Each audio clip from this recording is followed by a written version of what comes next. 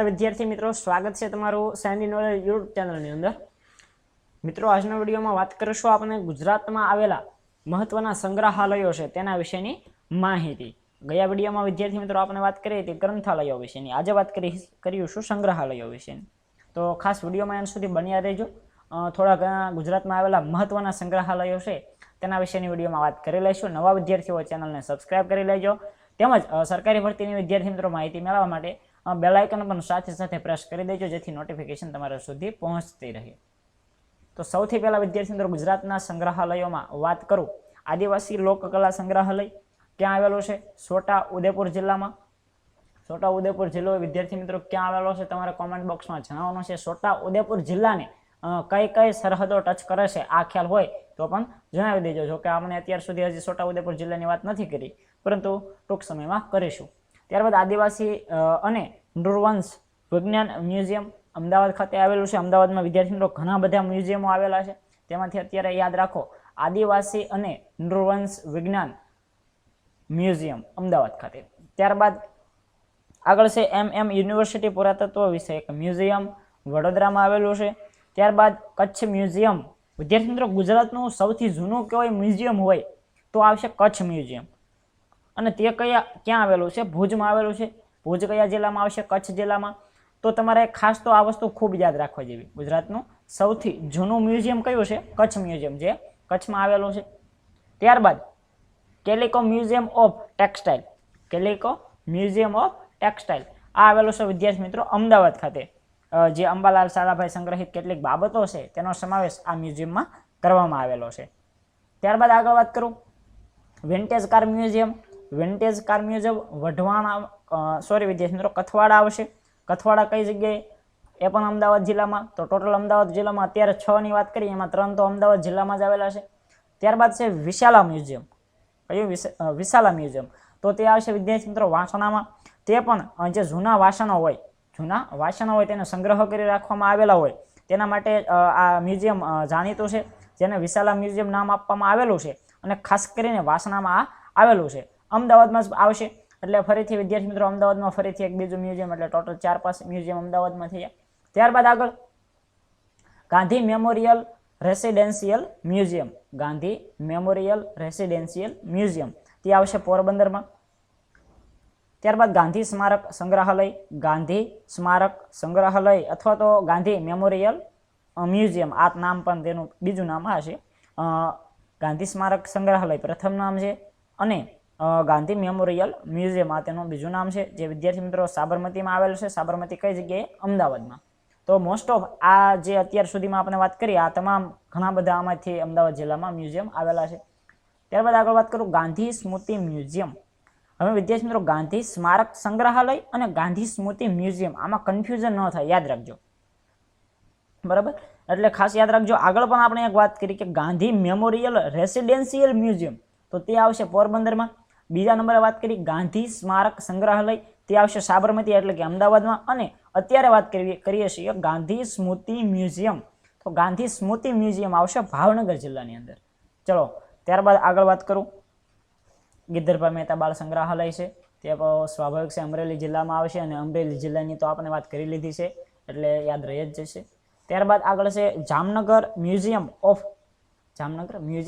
એન્ટિક્વિઝન, Jamnagar museum of antiquities જવાબ આવશે, તેમાં પણ જામનગર જ છે, સ્વાભાવિક છે, તેનું નામ પણ આગળ આપી જ દીધું છે। ત્યારબાદ છે ઢીંગલી મ્યુઝિયમ, તો ઢીંગલી એટલે કે ડોલ મ્યુઝિયમ, આપણે કાલે જ રાજકોટ જિલ્લાની વાત કરીશું, તેમાં આ મ્યુઝિયમ વિશેની મેં માહિતી આપી દીધી છે। અત્યારે યાદ રાખજો ઢીંગલી મ્યુઝિયમ અથવા તો ડોલ મ્યુઝિયમ રાજકોટ ખાતે।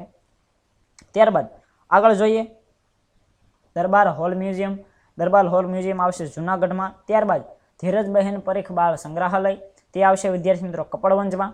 હવે આ સામાન્ય જ્ઞાનમાં તો એવું થશે કે મિત્રો તમારે ફરજિયાત યાદ રાખવું જ પડશે, આને કોઈ શોર્ટકટ ટ્રીક કે એવું બધું ન હોય। આ તમે જે પ્રમાણે વધારે 2-3 વાર રિપીટ કરતા જશો તેમ તમારા મનમાં ઓટોમેટિક તમે યાદ રાખવાની કળા વધતી જશે, અને તમને ઓટોમેટિક વધારે યાદ રહેતું જશે।